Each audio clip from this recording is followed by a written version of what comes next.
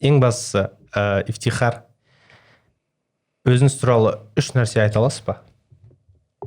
Yeah, could you please tell us 3 interesting facts about yourself and what is important to know about you?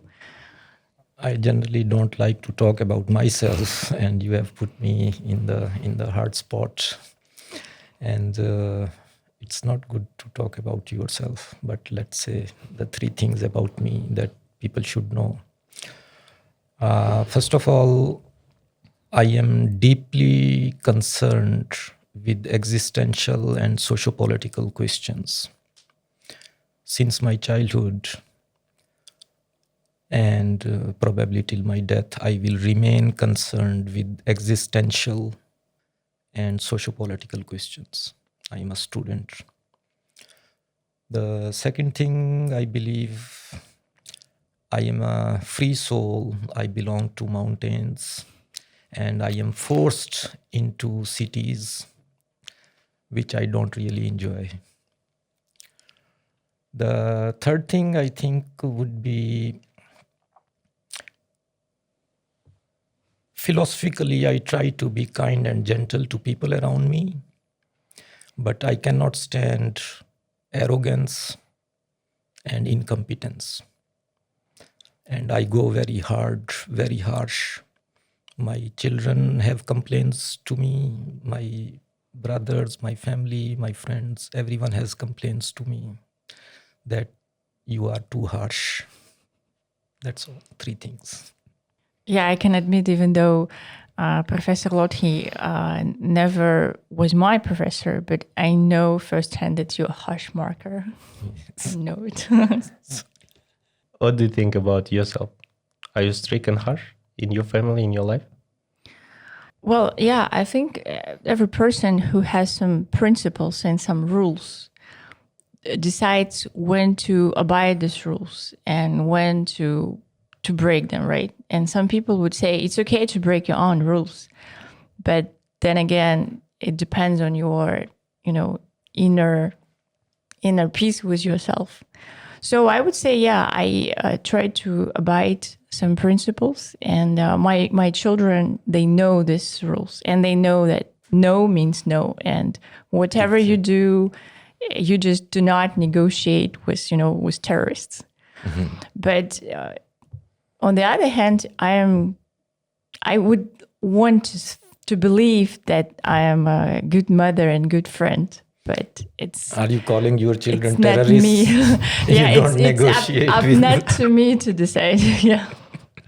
Children can be terrorists, Yeah.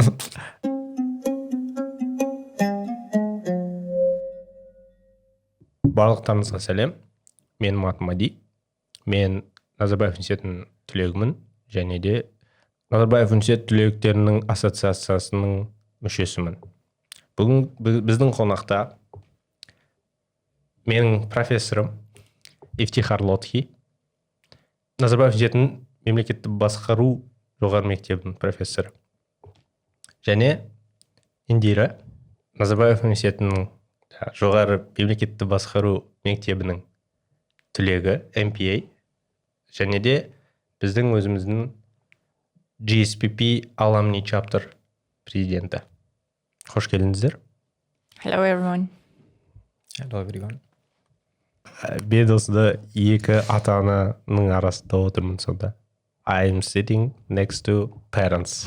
Like, you are parents, your father, your mother, and I'm just young person who hopefully will become sometime a parent.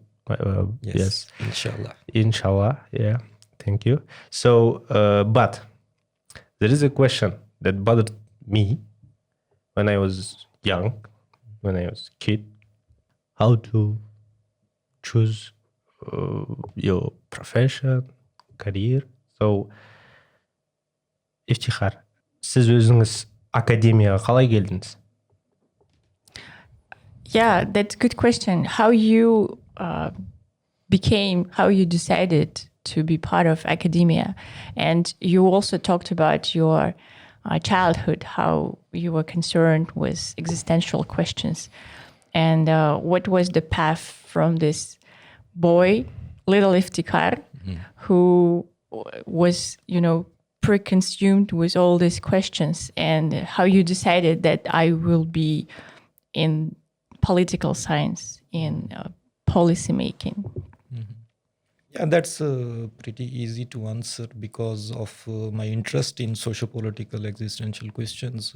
Early on, I was engaged in my neighborhood in discussions. Then I went to college and I became involved in politics. But for us, the top priority was how to make bread and butter. And at that point in time, everyone was telling me, actually, I wanted to do my first graduation in Persian literature and English literature and sociology, 3 majors.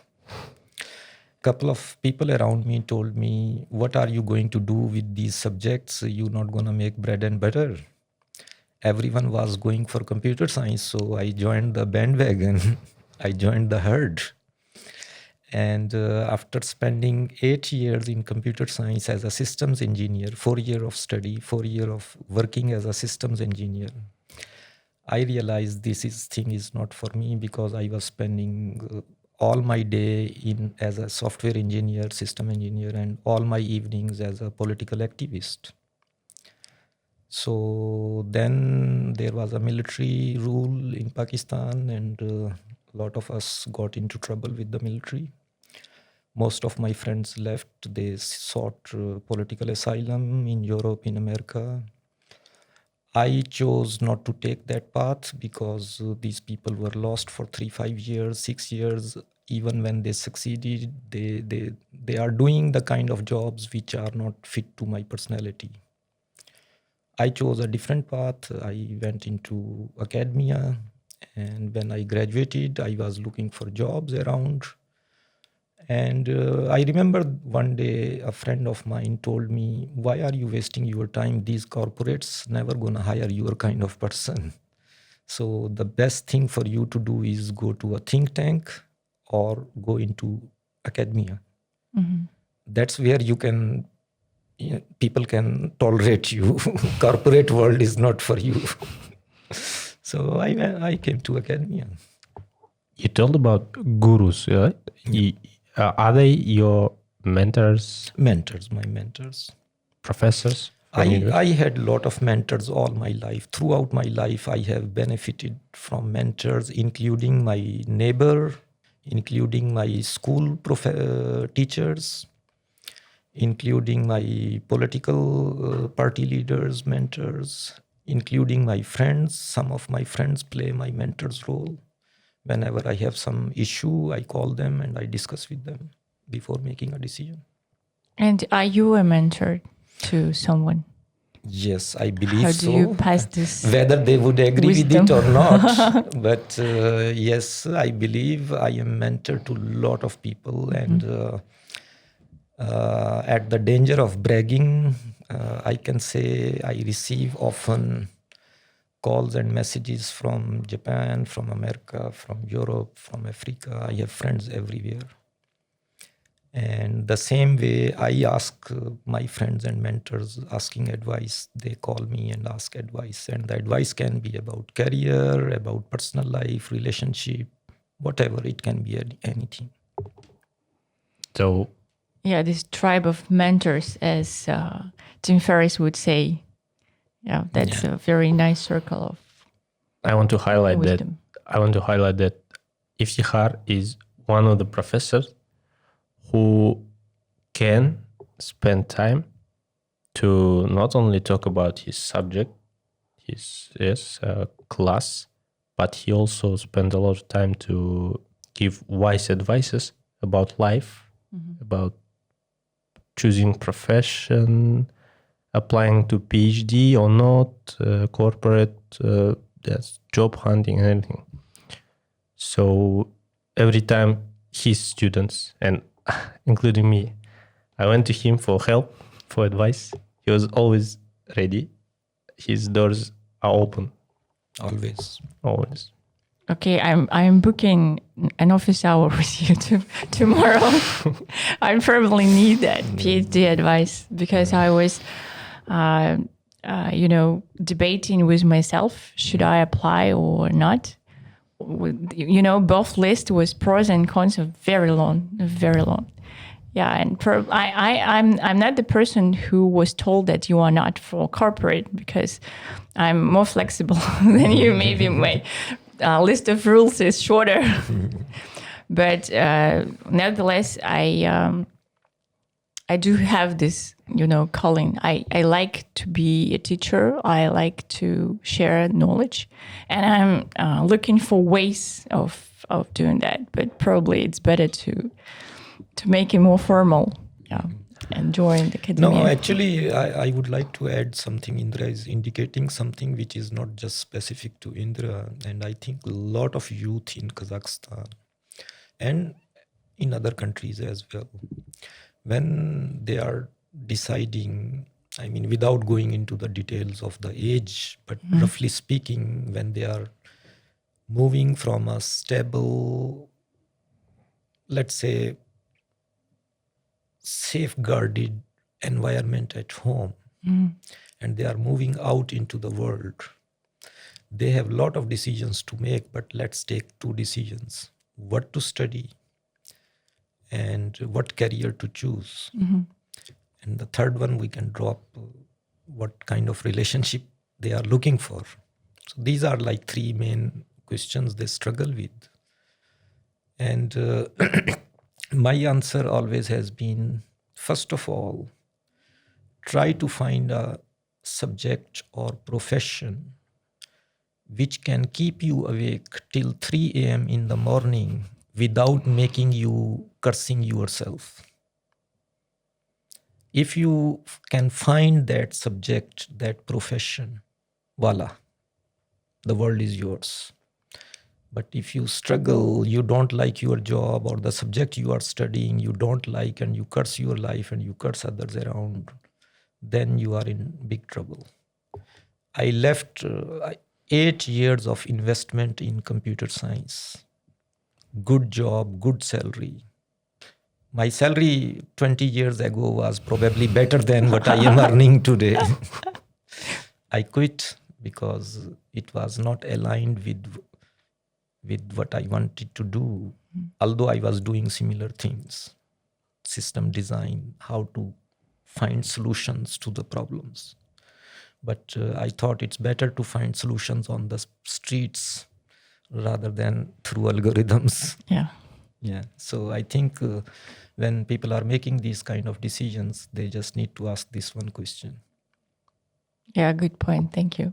Yes, I agree with many things. And I would like to ask, for example, do you think that we have culture of collecting diplomas? I think there is a tendency, and again, this tendency is not specific to Kazakhstan. I have observed this tendency in my own homeland, Pakistan. I have observed this tendency in all developing and transition countries. The underlying thinking, I believe, I guess, my speculation is that they believe the more number of diplomas you have, the more chances you stand to succeed in terms of job or bread and butter, or if nothing else, when your in-laws are coming home, you can put all those diplomas on the wall, So, but I think this tendency is not correct. And sometimes I am not making a general statement, but sometimes it is correct. You can have 2 master's degrees. You do first master, you realize this is not you. Then you figure out maybe you are interested in something else. But that's a rare phenomena. That's not majority of the cases. Majority of the cases is, in my opinion, what I already explained, like thinking that these diplomas would somehow benefit. I can give you one personal example. One of my nephew, 18-year-old, very rebellious, and he wants to play badminton. And his father is forcing him to go to university. And his father is like 10 years older than me. And I told my brother, I said, don't force him to go to university. If he wants to play badminton, why not? If he has the guts, if he has the skills, the quality, maybe he will become world champion in badminton. If not world champion, maybe national champion. But he will be living a life of his own desire and passion, rather than you sending him to university, collecting a degree, and then he will be cursing every day, studying, and then he will be working somewhere and he would not like his job, and he will be cursing you all life, like, I wanted to play badminton, what did you do to me?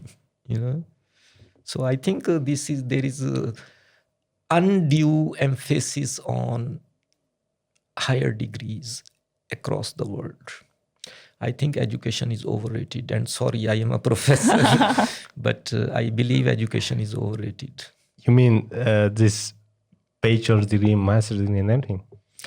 Well, they mean anything. They mean a lot if you learn things and you make use of those things.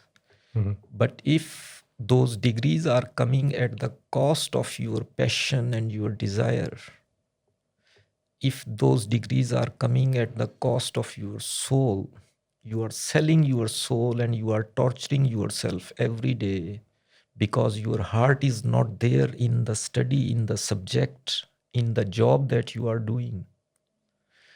As a result, you're not gonna do a good job, whatever you are a clerk, you are a custom officer, you are a teacher, or whoever you are. Once your passion is not there, you're gonna make your own life and you're gonna take revenge from other people around you. You're gonna make their life miserable because you don't like your job. If you like your job, you will make other people around you, their life more easy and enjoyable. Then what matters? You mean skills, not education? But for example, critical thinking? Critical thinking is one skill. Actually, my complaint to many of the universities around the world, including, you can include even Ivy League, Harvard, Stanford, they don't teach soft skills that are required in the market, in the industry, and in life. For example, how many physics courses or mathematics courses or public policy courses, they do teach you negotiation skill? How often they teach you emotional intelligence skills? How many times you are taught how to tell whether your boss is in a good mood or in a bad mood today? Mm-hmm. What is the right time to argue for your salary? How to develop network with your colleagues and in your industry? All of these skills, I don't think they are taught in universities. These are soft skills which are highly required for a competent professional organizations, and they are looking for those skills. But do you believe that it's up to university, that it's their responsibility to teach these skills? I believe it is, but not family, or No, it starts with family. Mm-hmm. It starts. University comes very late, down the road. Yes. For example, since we are on this topic, I was living somewhere in Astana, and I had a neighbor. His child was like 3 or 4 year old, and all the children are playing. And this child would go in a corner and play alone, dig some dirt and put in the truck. Mm-hmm. It was not my business, but one day I told his father that you should encourage him to intermingle with other children. I understand his personality. He's 3 years old child. He has his own personality. Maybe he is introvert. Mm-hmm.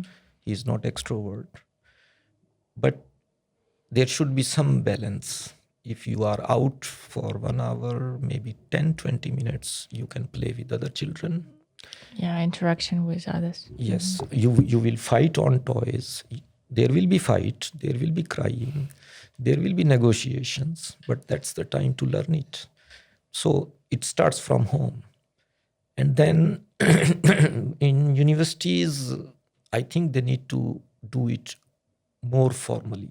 Mm-hmm. For example, a lot of my students from across the world, they do not have good writing skills. Now, writing is not a skill that you are born with. You need to learn it. And not many major programs in universities, they teach you how to write, how to articulate your thoughts, how to speak your brain. And it's a skill, and you need to develop that skill. It's a lot of hard work. I mean, I can give you my own example. One paper that is published by me has been revised at least 40 or 50 times. Wow. Probably I am being humble more than that. If I go paragraph by paragraph, each paragraph is revised by 60, 70 times. And then the whole article is revised 40, 50 times. And then comes the article out. On the other hand, what my students do, they start 11 p.m.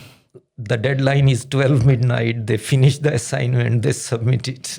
And what do you feel when you read this kind of? I tell my students, I can tell it is a first draft. It has not gone through any revision. Because writing is a skill. It's a skill. Speaking is a skill. So, and universities somehow don't focus on that. No, but it comes with practice, right? So you give them more assignments, and they write and keep writing, and you put the very high bar. I do not accept these low quality papers, and you need to redo your assignment, right? But or you believe that there need to be, course just like writing lab. I do remember when I studied in UCL, we had something like writing lab, and it just like hotspot. You come, you have your advisor, you show the draft of your assignment, and they could give some instant feedback. I see that you could develop better structure, because they understand that the majority of students are not native speakers and they struggle, and this kind of crash laboratory on writing was very helpful.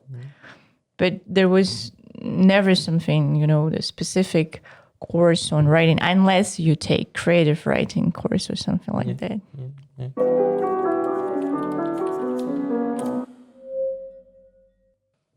Besides, for example, I am not sure about the Kazakh secondary school education system. I mean, I am just superficially familiar. But what I understand, and it's a hearsay, I don't have first-hand knowledge, that there is more emphasis on memorization of facts and figures rather than creative activity or critical thinking skills. I can give you an example from my own childhood. When I was in secondary school, we used to get assignments, write an essay on your summer vacation, or write an essay on your favorite personality in your family, or write an essay on your favorite animal, something like that. Now, the purpose of assignment was noble, very good. You are giving this assignment to a child, 11-year, 12-year, 13-year-old child. But what happened, I remember some of the professors, they wrote all these essays, published in form of a book. Everyone would buy the book and memorize these essays. So it killed the whole purpose of the assignment. So as a result, when you are marking, the teacher would tell us, like, when we are marking, we know your summer vacation, everyone went to the same vacation and they did the same things because all of them have memorized from the same book. They killed the creativity. Why? Because everyone wants to get an A grade and they know this book is written by a professor. All you need to do is just memorize and write it down again. I had this pain, I don't know. When I was asked to write essay on my summer vacation. I'm from Kentau, and it's like small town south of Kazakhstan, and my summers were at home basically. So it was boring. and when I had this assignment, like, what did you do on your summer vacation? I was like creative, but in my own way, just creating stories. Yeah, like, you could have actually. I give you a clue. You could have written how uneventful my summer vacation was. How uneventful my summer vacation was, and it makes a very good essay. yeah. And you describe your feelings, what you could not do, you wanted to do. Yeah, I remember I just wrote that I had my pet dog, and I described how I played with my dog, how I went to places in my town, read some books and something like this. Basically, in conclusion, I had kind of good summer vacation, but comparing to my classmates, friends, when they went abroad or other cities, I thought I was like, my summer was boring. But at least you wrote the essay yourself. You did not memorize from some book. Yeah, it was honest essay. Yeah, basically, I don't know about you. I believe you have this principle to do your own work by yourself, like not copy pasting and everything. Yeah, just create your own work. So I believe this is very difficult in Kazakhstan. Basically, many people don't want to create something, invent something. They just copy and paste. Especially, it starts at school. When teachers give essay or something. So first of all, now children go to Google and they look for some simple answers, copy and paste, and nothing done by themselves.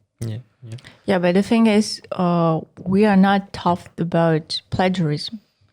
There is no culture that plagiarism is bad. I remember that when I was graduating from university, I was getting my bachelor degree in economics. What we basically did, we compiled all the paragraphs from different books and journals, never minding, about reflecting on that or, rewriting at least. I just was copy-paste from books, and we combined all this stuff into one paper. And now I graduated with A. And many years later, I discovered that it's actually is considered to be plagiarism. And this is how, at least I graduated in 2007. And there was no programs, no soft to detect. And no one was, addressing it as an issue. Guys, this is an academic ethics. You should not do this and that. And it was normal, I guess. And only later I discovered that there are some rules, there are some, expectations in terms of citation, Harvard citation and AAP citation. And you need to, all that things. And I'm glad that we have, the new standards, the new expectations from people in academia. And, at least in Nazarbayev University, the requirements are quite strict. And it's addressed from day one when you come to the induction week.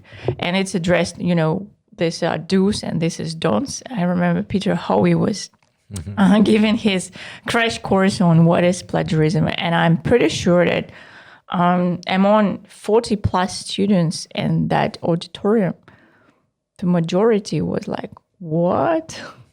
Because during their, studies in Kazakh universities, it was not an issue. It was not on the agenda. There are two problems with this issue of plagiarism. One is, yes, it's an ethical issue, but I am more concerned yes, ethical issue is an issue, but I am more concerned about what plagiarism does is it does not let you develop your critical faculties. The purpose of reading and writing, and of course to write you need to read a lot, and the purpose of those assignments is to develop critical thinking skills, where you read 2, 3, 4, 10 authors and you compare and contrast their argument, you check the validity of the argument, evidence provided for the argument, and then you compare and contrast, and then you form your own opinion. You say person A is right, this is the evidence, person B is wrong, this is the evidence. That's what critical thinking means. You reflect upon the information offered to you from TV, from newspaper, from other scholars. I keep telling my students, just because somebody has won a Nobel Prize does not mean you can't criticize that Nobel Prize winner. I mean, somehow this complex is everywhere. I have observed, like if some Nobel Prize winner is saying something like it must be true, it must be like Bible or the Quran. It's not. It's open to questioning. He's a human being. He's, yes, well educated, well recognized. But if you have something to say, you can criticize, but you need to be strong enough to criticize. It's easy to criticize Iftikhar. It's more difficult to criticize a Nobel Prize winner, right? So you need to come from a position of strength, which means you need to read more. You need to have your argument ready. You need to have your evidence ready. Do homework. Yes, do your homework. I love this story about, I don't remember which university it was, maybe Yale, but the story was that one student, he found a mistake in some paper. So there was a paper with a model, and he tried to recreate the discovery from this. It was Harvard professor. His PhD made a mistake, and yeah, and when I was reading this story, I was so inspired and amazed that, first of all, he went that mile to recheck the model in the published paper, and second, that he stood up for his own model. That I don't remember details. He was like, he wrote to them or he published his own paper with the discovery. But it was a huge thing in the academia when, someone could criticize someone who was not even PhD graduate. Because now reproducibility of your research result is crucial. Almost every good journal, they ask you to submit the data set. Because if you remember from your research methods course, validity of your conclusions can be questioned. Yeah. So, and all your assumptions should be checked and so rechecked. the one condition is, if your research is not reproducible, then its validity is compromised. So you upload the data set, and then somebody else would try to reproduce the results that you have produced, and he or she may find some mistakes. Yeah. So I remember one story my teacher told about this guy who was late to class, and he saw on the whiteboard some problems, mathematical problems, and he thought that it is homework.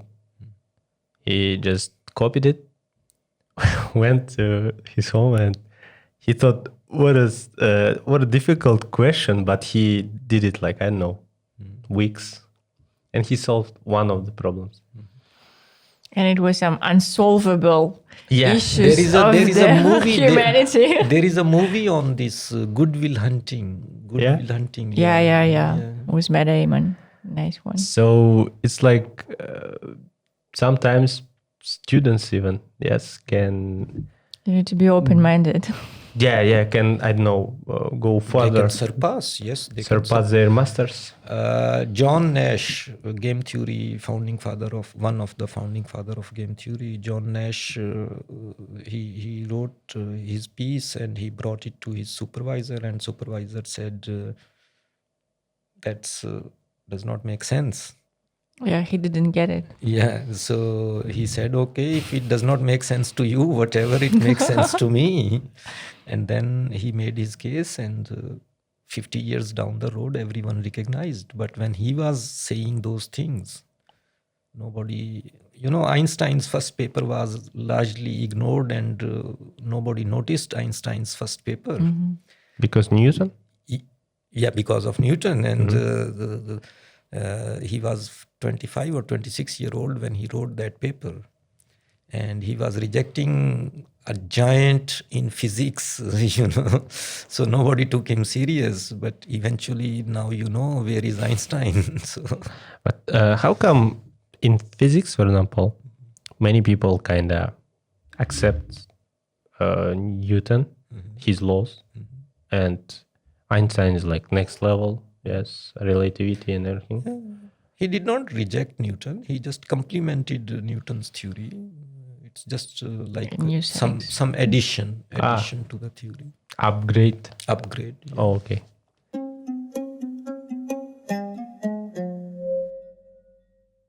Critical ойлау, яғни сыни ойлау. Не ол? What is critical thinking in one sentence? Yeah, and how to develop one. Well, the way I define critical thinking is you reflect upon available information and question it.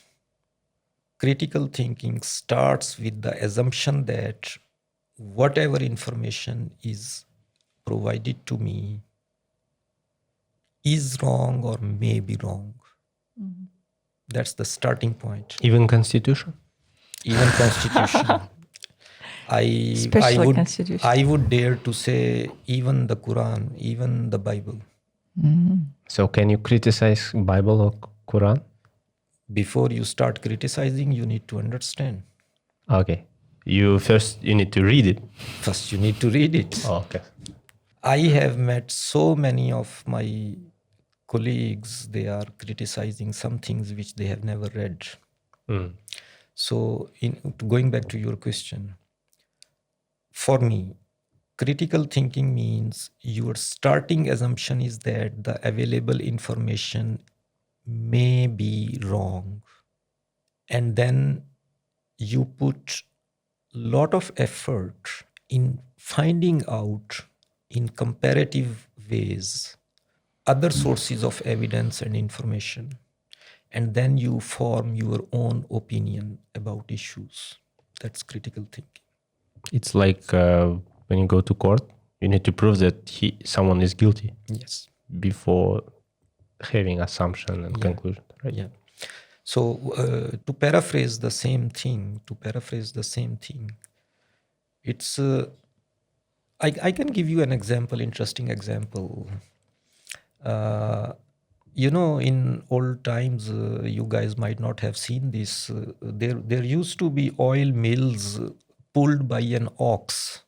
So you would put all the seed in a pot, and then there would be a heavy wooden trunk, and an ox would go in circles, and the oil will come out from seeds, right? And the mill owner, he is doing his own stuff, but the ox has a bell in his neck. So mill owner knows the ox is moving. Whenever the bell stops, mill owner comes and hits the ox, right? So a philosopher observed and asked the oil mill owner that if the ox stands and starts shaking his neck and the bell is still ringing, how would you know? So the oil mill owner looked at him and he said, you must be a philosopher. My ox is not a philosopher. So that's critical thinking. It's critical thinking. And what is the relation between philosophy and critical thinking? Oh, philosophy is the base of all thinking. You mean you can't think without philosophy, right? Base of overthinking. So PhD is like doctor of philosophy? Yes. I mean, even in if you do PhD in physics, it is still called doctor in philosophy. Yeah, true. So I remember someone told me that philosophy is like the mother or father of all science and all. Everything that you can think, you can speak, is philosophy. What is philosophy? It comes from a Latin root, philosophia. Sophia is a goddess of Wisdom. knowledge. Sophia is the goddess of knowledge In Greek. in Greek. And philo mean love for knowledge. And when you talk about love for knowledge, how do you get knowledge? Eyes, ears, nose, your five senses. Is there any other possibility? I mean, scholars have argued there are other possibilities like revelation, what you call intuition. But that's a separate debate. The very question, how do you acquire knowledge? How do you know this is your mama, papa? How do you know you need to sit here, you need to go to toilet there, and you can dress this way or that way? All of these social norms, they are based on some understanding, and the understanding is coming from your perceptions. And philosophy deals with the issue of how do we acquire knowledge? What is the definition of knowledge? Yeah, talking about knowledge, how many diplomas do you have? You definitely love learning in academia and besides academic. Could you share with us and with the listeners what your tips? Do you have some know-hows on how to learn stuff? Read all the How major to- works. Read all the major classical works of literature, poetry, political science, whatever is your interest. I am not specific to anything. Yeah, but reading does not convert to knowing or having would. skill. It would. If you do it with heart, I can guarantee it would. I can guarantee that. For last many years, I am in admissions committee, and one question I am asking consistently over the years, and I have interviewed more than 200-300 students. I ask them, what is your source of information? Which newspapers do you read? What was the last book you read? Who is your favorite author? And I am bit disappointed. I am a bit disappointed because a lot of my students' answer is Instagram, Facebook, TikTok, and they cannot tell when was the last time they read a book, and they cannot tell who is their favorite author. So that tells me, I mean, my sample size is good enough. I know statistics, my sample size is good enough to make a generalization that the culture of reading and reflecting upon that reading is waning, and it is not just happening in Kazakhstan. It may be relatively across the more, world. but it is happening across the world. And who is your favorite author? In which subject? I don't know. I'm asking the same question you are asking. Well, Karl Marx, if I go in sociology, Karl Marx is, I don't call Karl Marx a revolutionary or political scientist or whatever. In terms of sociology. For me, he's a sociologist. And among top 3 sociologists, one would be Karl Marx, other would be Adam Smith, and I believe the other would be Durkheim. You're accepted. So you said that reading is important. Very important. But do you think that it is a skill we need to acquire? Well, more than skill, it's a habit. It's a habit. I give you one example. I lived in Moscow, and no offense to anybody, but I have lived in more than 6-7 countries, and I have visited above 50 countries. The most well-educated people mean shopkeeper, receptionist, cleaner, truck driver, taxi driver. They are so well read. They have read all the Russian literature, Pushkin, Tolstoy, Maxim Gorky. They were forced to during their childhood. And it is good. It is good because when you are talking to them, even if someone is a cleaner or even if someone is a taxi driver, you can see, you can feel they have critical thinking skills. They can think for themselves. Intellect. Intellect. Okay. Erudition. What is it? Yes. Oh. I went to, just one more story. I have a lot of stories, you know. I went to visit Bayanur. A friend of mine brought me to, is it Bayanur? Or Baikonur. Baikonur. Rockets.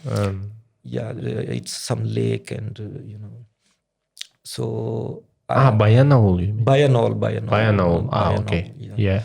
So I went to this old house, village house, and it was my friend's cousin living there. Village house, very old, no drainage, nothing, deep pit toilet, no running water. Mm-hmm. And in their living room, there was a huge library.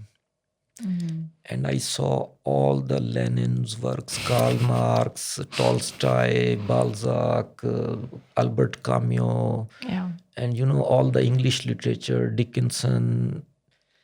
And I was so surprised.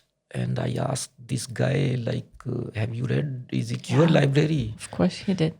No, unfortunately not. How come? It was his father's library. His father died. He said, I have never opened any of that book. Wow. Shame. It's same in my house. When I left my house, I left around 600-700 books in my home. 6 or 7 children have grown in that home, never touching any book. So no habit of reading. No habit of reading.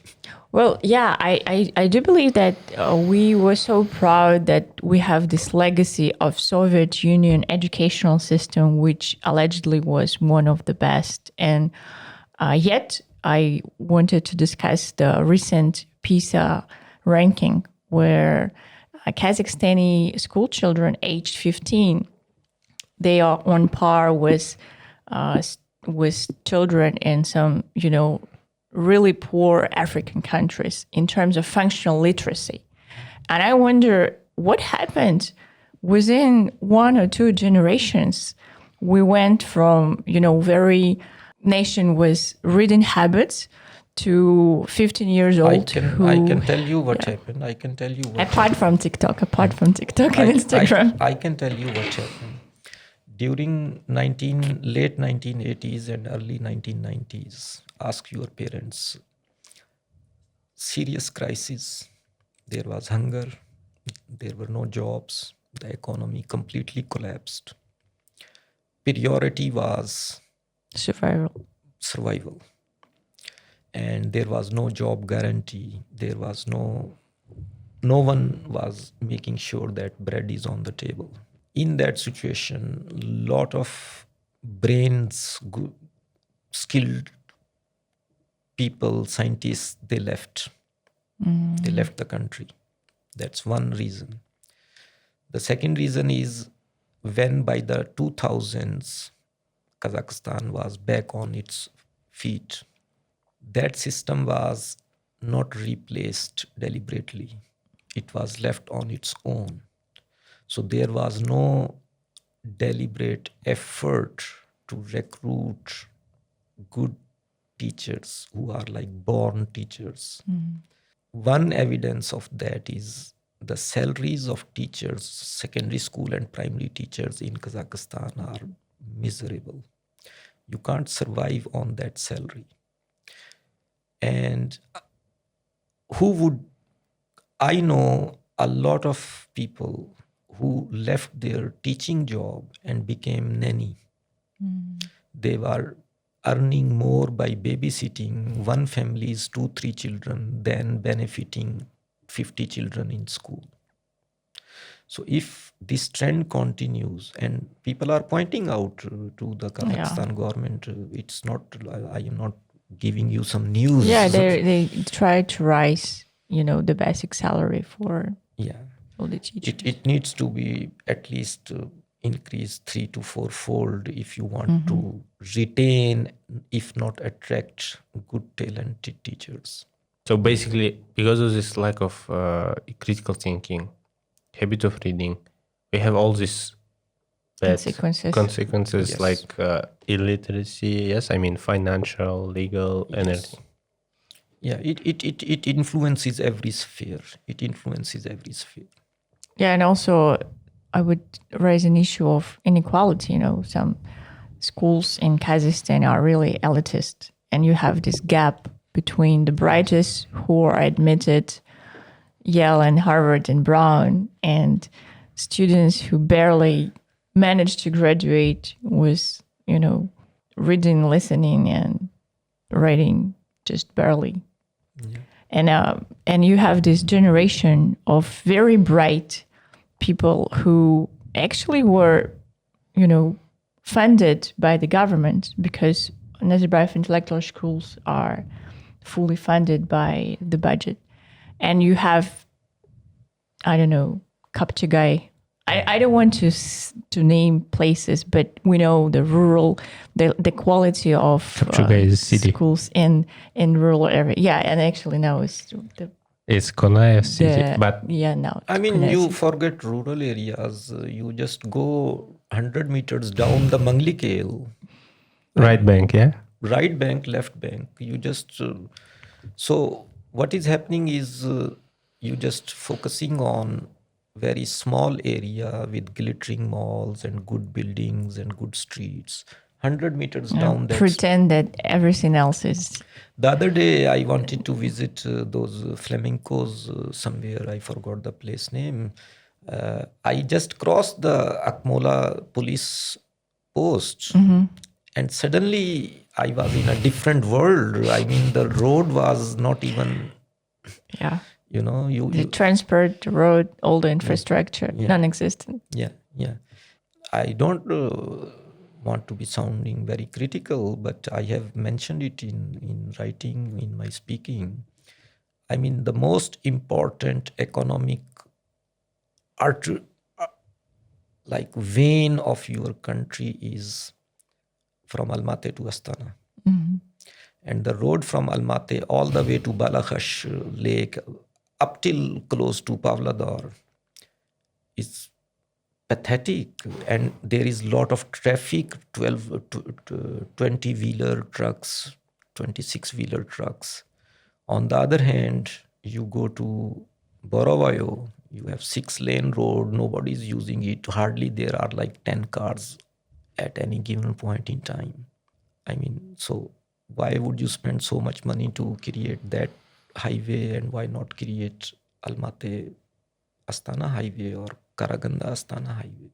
You're opening this box of Pandora. Box, yes. Yeah, decision making by the government. Priorities. Where are your priorities?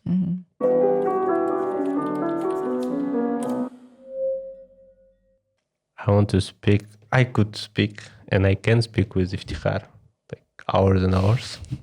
But I think many points, many lessons can be learned from today's discussion. Yeah, my key takeaways are fundamental. Ask questions and don't think that some respected in academia people don't have mistakes, because they do. And don't be afraid to be that person who asks this question, who challenges the model. And reading books and, trying to create this creative and critical thinking atmosphere, at least in your home, because we cannot change everything, but what we can change is what is happening within our house. I think my constant message has been to people always that get involved in your family affairs, in your neighborhood affairs, in your socio-political affairs. If you think you can stand aside from politics and society and family and you can live a happy life. Maybe good luck to you. You may live a happy life, but the chances are that you will be one component part of the decay of the society. The more people stay away from participating in socio-political life of their family, neighborhood, society as a whole, the more societies tend to degenerate and decay. So if you want a thriving society, a growing, progressing society and country, then you need to become social, become political. Don't be afraid. Find your passion, find your desire. It can be some sports, it can be sociology, it can be philosophy, it can be religion, it can be public policy, it can be physics, it can be anything. But find your passion and be involved in social affairs of your neighborhood, family and society. Yeah, that's a great message. Көп рахмет, Iftikhar. Rahmat. Осы жақсы соңғы қорытындыда аяқтайық. Саясатқа қатыстыңыздар, өздеріңіздің отбасыңыздан бастаңыздар, және де әрқашан көп кітап оқыңыздар. Рахмет сіздерге. Сау болыңыздар. Rahmat. Thank you. Assalamu alaikum. Уалейкум ассалам.